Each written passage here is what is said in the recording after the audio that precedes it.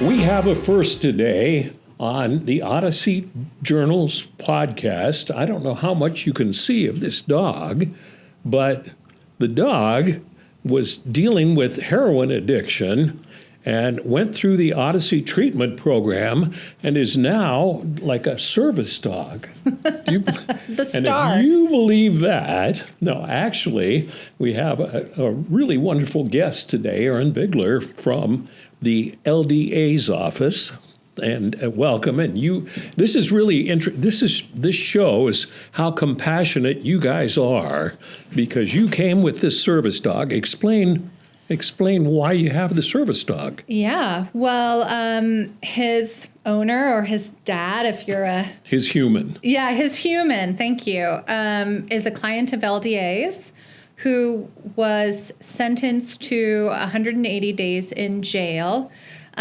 He went to court on an order to show cause, which is a probation violation. That was a very minor thing. So no one expected that he was going to be arrested that day and taken into custody. And when he was, taken back to start serving his jail term. So he immediately was... Yeah, from court, he was taken into custody, and the dog was taken to the pound after some efforts to try to find alternatives, including Rough Haven. It sounds like there was a volunteer at Volunteers of America who thought she could take him, and that fell through. And so the attorney sent a sort of desperate email to the office. Hey, does anybody have an idea of who could help this dog? He's a very well-behaved service dog. He's already at the shelter.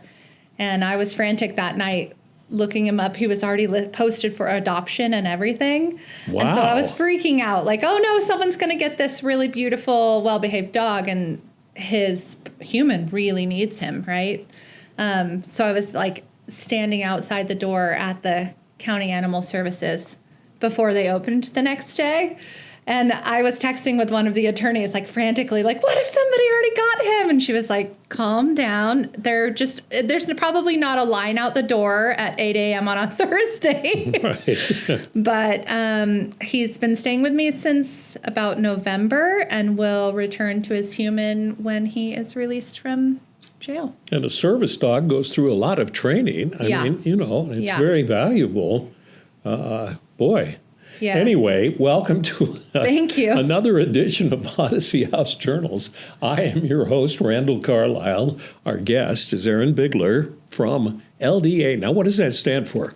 It's the Salt Lake Legal Defender Association, which is the public defender's office for most of Salt Lake County. And we are connected because you work out do you work at the jail full time or? No, so I work at the public defender's office full time, but I have a team of social workers. We're about 20 people, so it's a good sized team. We've got social workers and case managers, and we do most of our day-to-day work at the jail, interviewing clients and screening clients for treatment and things like that.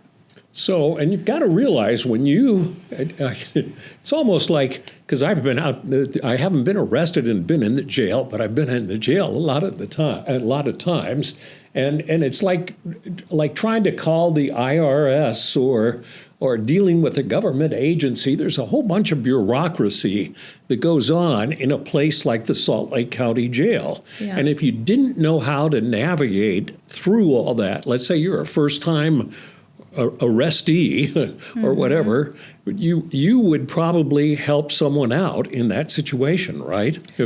Yeah. So we actually we work on an attorney referral basis, which means that we aren't aware of somebody in need of our services until an attorney keys us in. But we accept referrals from attorneys along 4 service lines.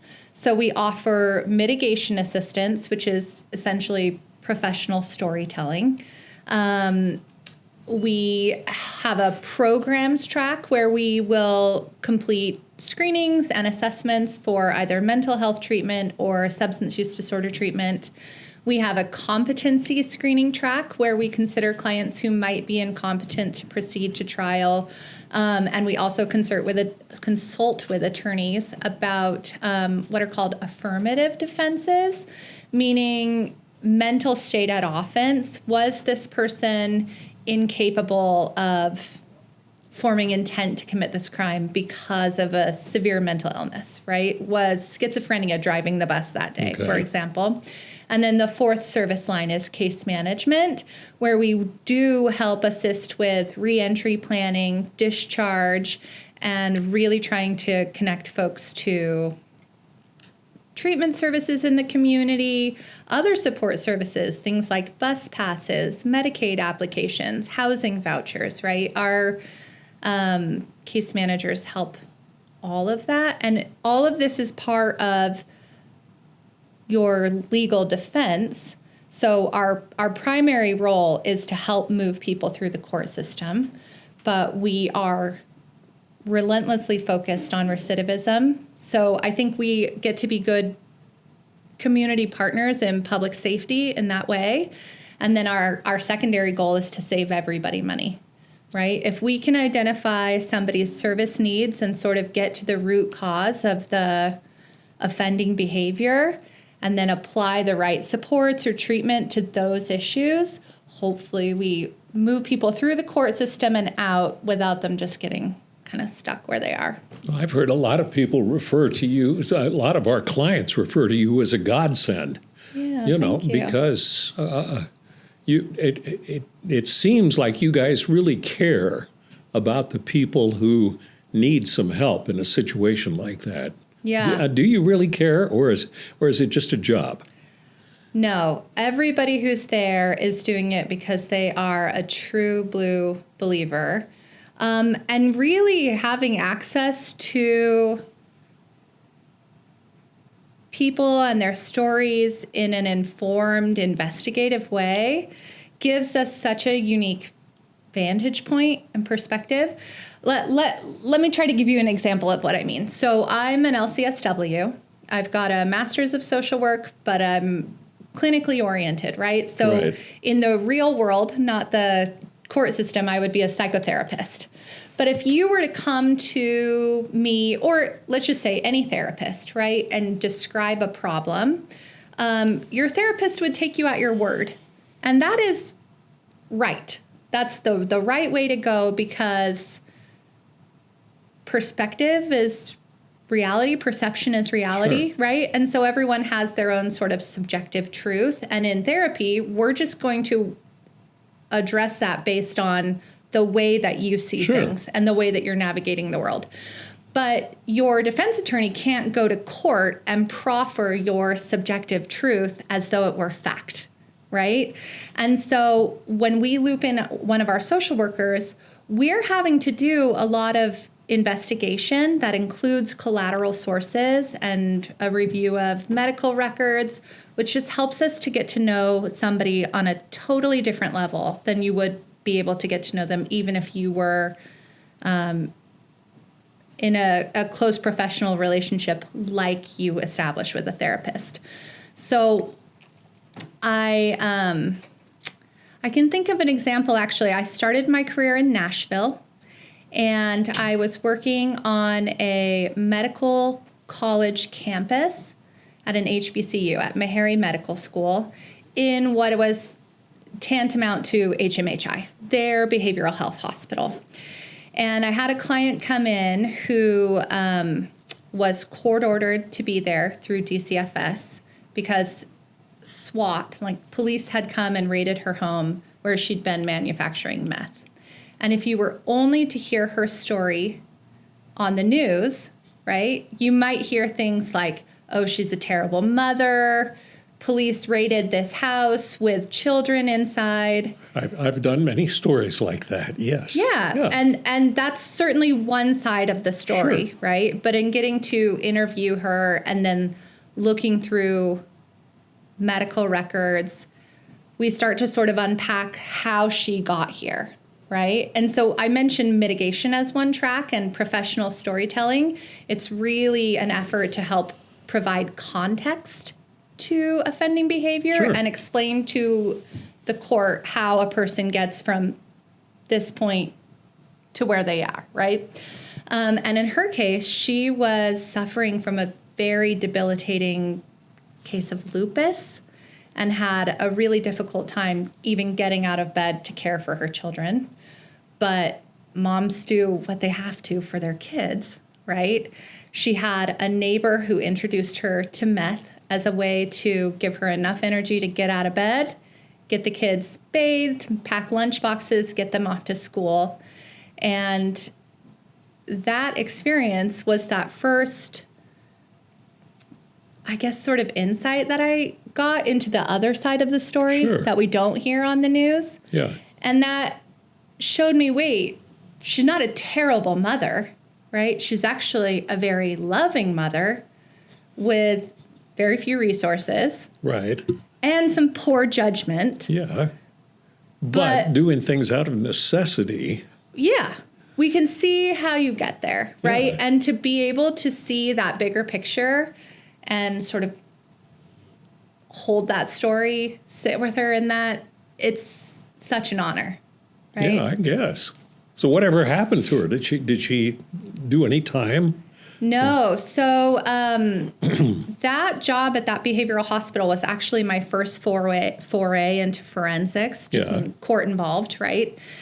She successfully completed a residential program there in that hospital. She was able to have her children live with her while she, just like the women's and children's program here at Odyssey House. And then she titrated down through other levels of care until I think her case was successfully discharged. And in reality, if that other side had not been presented, she could very well have ended up behind bars and her kids taken to foster care by the state. Yeah. Right? Yeah, absolutely. And we do see family problems sort of perpetuate a cycle, right? A lot of times when we're talking about crime and recidivism, which is the risk to reoffend, we talk about a revolving door problem at the jail. And so many times that revolving door is, there's a direct correlation between a need for substance use disorder treatment or mental health treatment. In her situation, probably more robust medical care for a very debilitating autoimmune disorder, right? But having case managers or social workers sort of built into your defense team where they can not just start to connect the dots for court, but start to identify some of those service needs and then make a plan, go to court with the attorney to be able to advocate for an alternative to incarceration, and then to help connect people to those services on their way out of the jail, with fingers crossed that we don't see them again. And then it works, right? yeah. And it does work. Yeah, it works extremely well. In fact, you and I spoke really briefly. That's what I was going to bring up. Perfect. I'd like to. This podcast is seen and listened to by people all over the world and thousands of people around the country and everything else. So well, you didn't use much makeup. No, I'm just joking. But so let me explain that we have in Salt Lake City, especially, we have a homeless problem, just like every major city in the country, and an awful lot of the people who are homeless, who are not staying in what do we call them? Shelters? Yeah, well, shelter. They don't like that. What's it called? The Homeless Resource Center. Homeless Resource Centers. Yes, I was trying to think what it was. Anyway, everybody's trying to figure out how to deal with the people who are staying around in encampments, and they occupy so much of time for, say, law officers and jail space and things like that. And so people are trying to figure out what to do. And so the reason that she and I talked earlier was, and I had never heard of this before, is that somebody who identified them as the 50 most arrested people in Salt Lake County, people to reoffend. And so they're just constantly, they get out, they're arrested, they go back to jail, they get out there. And so these are the 50 top offenders, right? Yeah, right. So we wouldn't necessarily say offenders, although that does apply in this criminal legal setting. Top arrested utilizers. Yeah, utilizers. So these top 50 folks were identified by Salt Lake City Police Department as the top 50 high utilizers of public safety resources. Okay. So that includes police, law enforcement, and arrests, but it also includes emergency medical services. So this list of 50 folks, they have very complex mental health and substance use disorder needs, often untreated medical conditions. They're chronically homeless, right? And so they are encountering law enforcement on a almost daily basis and often need transport by ambulance to an emergency department. And so this is an experiment, an ongoing experiment to see what happens if the top 50 get sort of individual specialized care. Yes. And even though those top 50, that's a list put together by the police and it's managed by the police, as soon as you're arrested and charged with a crime, it's just like in the movies, right? If you can't afford an attorney, one will be appointed for you because that is a constitutional protection for everybody here. So as soon as Except illegal immigrants. I'm throwing in a political they have some comment. Constitutional rights as well. I know. No, let's forget about that. Okay. But so as soon as they're arrested and charged, if they're booked into custody or, they've just got a court case, then again, just like in the movies, the police can't interview them anymore, right? You've got an attorney, everything's going to go through your attorney. So I've got a team of case managers. They actually run their own project called Project Connect, Project Connect is the top 50 high utilizers. Right. Project Rio, excuse me. Our case managers at LDA are called Project Rio. And this team of 3 case managers has gone into the jail and made treatment plans and completed, screenings for the top 50 folks. So have they covered all top 50? Yes. So initially, we did more robust assessments. We did a mental health assessment called a biopsychosocial assessment. I personally did several of them. We went as the team of 20 and tried to knock out as many in a couple of days as we could when the top 50 list went live. And then after that initial sort of series of assessments, we handed things off to our case managers to sort of orchestrate and oversee the treatment planning and follow through. Okay. So I brought some stats about Project Rio because we got a brief shout out from the Salt Lake City Mayor Mendenhall, in her State of the City address in January. She gave kudos to Project Connect. They are seeing some good outcomes as far as reduction of recidivism. And she said, thanks for their partnership with Salt Lake Legal Defenders. So I'm here to talk about what Salt Lake Legal Defenders, and particularly Project Rio, was doing behind the scenes. Okay. Because I think our role is quite critical, but almost invisible, because we're operating under that umbrella of client-attorney privilege and at the behest of defense attorneys. Anyway, so Project Rio provides wraparound case management services for people who meet 3 criteria. They have to have a severe and persistent mental illness.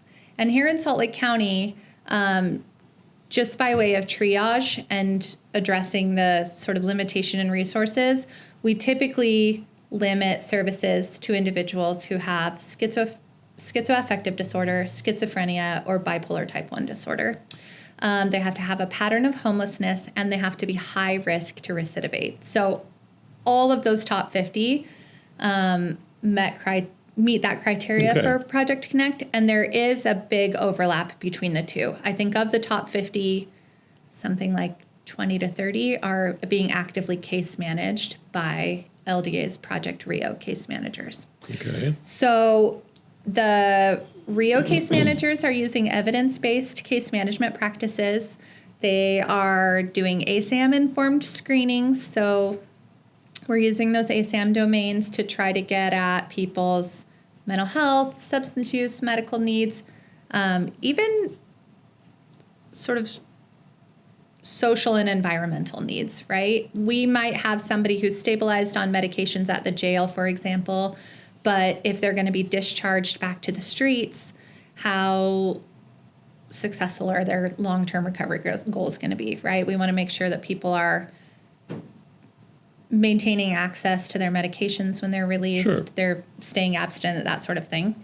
And we also have a component of what's called contingency management, which is shaping behavioral change through rewards and incentives. We use contingency management in our treatment courts too, like drug court and mental health court, but it's basically an exchange, a little bit of a trade-off, right? Let's say the thing that you need most is a house, and you're going to qualify for a housing voucher because you receive a Social Security disability benefit. But because you're getting out of jail, there's a number of sort of bureaucratic hoops we've got to help you jump through in order for you to qualify for a voucher. And in order to help you jump through those hoops, we've got to not lose track of you. True. We need to be able to communicate with you, find you, stay in touch with you, et cetera. And so we might ask, like, what's a sort of meaningful reward or treat that you'll show up for, right? Do you need a McDonald's gift card to come to this appointment on Wednesday? Do you need 3 cigarettes to come to this appointment on Wednesday? Whatever it is, we'll provide the incentive and you keep showing up. That's the exchange. Sure. And we do that as we move through these hurdles until you are stably housed, connected to a service provider, taking your medications as prescribed, right? And so beyond those rewards, it's just about establishing rapport and trust. Sure. And sticking with someone at every kind of step of the way. So, So do you have? I see all these charts. I know. I have a whole. As I was dashing out the door to my office today, I printed a PowerPoint that we've presented to the mayor before, because this is the chart I was looking for. Okay. I don't know if anybody will actually see this, but this is the average jail bookings per client before and after their engagement with Rio. So on average, the folks who are being case managed by our Project Rio case managers had a lifetime average of 23 jail bookings apiece. Some had as many as 111 pending misdemeanor charges when they began engaging with our program. But in the 1 year since we've had Project Rio up and running, we've reduced that average number of bookings to 4 per person, which is a 76.4% reduction, or 3.74 fewer bookings per person. And of the 85 clients, including those Project Connect clients, of the 85 clients who are currently active with Project Rio, 39 have had no new arrests since engaging with our case managers. So 46% haven't had a single reoffense since we started this project of, well, let's show up in the way that you need. What's a meaningful incentive to you? We'll find you there and we'll move you through. We'll help to move you through this system. So almost half. Almost half have had no new bookings, but 76% have had a reduction of 3 fewer bookings each. Yeah. So what does this tell you? We only have like 4 minutes left. Okay. Yeah. What does this tell you about how we can practically use what you guys have learned by what you've done in a broader sense to help solve the problem that exists in cities all across the country? Yeah. Well, you made a political joke earlier, so I'm going to say something that I don't think is very politically popular. But when we have conversations about reducing recidivism, we focus entirely on this idea of accountability, right? And sometimes there's this idea that people don't deserve this level of help because they have to show accountability. But again, we're talking about offensive behavior driven primarily by mental illness. And then you have this perfect storm of other compounding factors like homelessness or poverty, right? And I don't think enough of the conversation includes our community's accountability to this group of people, right? And I think the shift in focus from how can they be accountable to, when mental illness is driving the bus, treatment is accountability. And how can we, as their neighbors, be more accountable to them? We start to see a real shift in behaviors because we show up for each other, right? It's sort of a humanistic way of looking at things. Yes. And it does make a lot of sense. I mean, I've seen, back when I worked in news, there were lots of stories we'd do with people living out on the street, and they'd say stuff like, people won't look at us, or stuff like that. But it makes a difference if I just look at you directly and say, how's your day going? Yeah. And that matters, right. And that's just on the surface, but. Yeah. Our Project Rio case managers have an informal motto that I really love. In fact, the first time they told me, I got a little teary-eyed. One of my case managers said that he navigates their case plans with the idea that we will do it for them, do it with them, and then celebrate when they can do it themselves. I like that. Yeah. I think it's so important that we start by just calling a thing, right? These are human beings. So if all you can do is not look away and make eye contact and say hello, that's a good start. But in asking, what is it that you need? What would be meaningful in having you show up for this appointment? And then kind of basing our actions on that feedback, right, has made a big difference. And sometimes the things that are meaningful would make you really sad.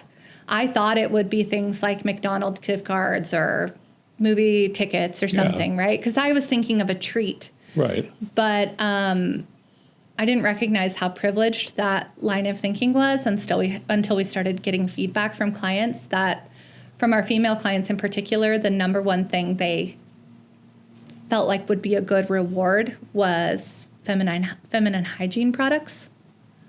And a lot of clients, just to make it to appointments and not fall through the gaps of probation and things, the number one thing they asked for was a watch.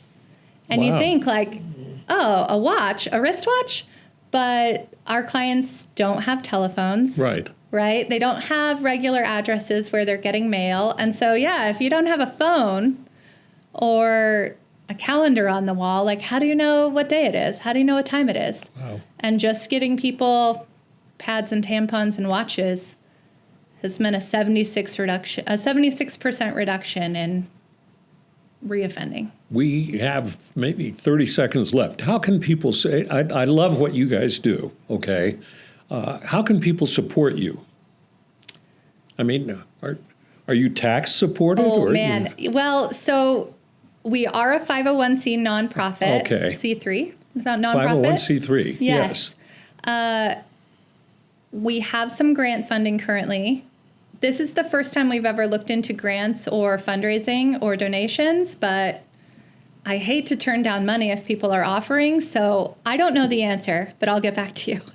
Okay, because I'll include it in the copy that we do when we post this podcast. But I love what you do, and it works so well with Odyssey House, and it just we correspond well. So, yes. So I appreciate it, and Boss here, you've done a good job taking care of Boss as well. Thank you. So if you love the dog, or if you love the LDA, or taking care of the top 50, what do you call them? High utilizers. High utilizers, and then look up the LDA and perhaps make a donation, and we'll figure out how. I don't know if that's allowed. Okay. Erin, thank you so much for being here. Thank you for having me. And thank you for watching or listening to another edition of Odyssey House Journals.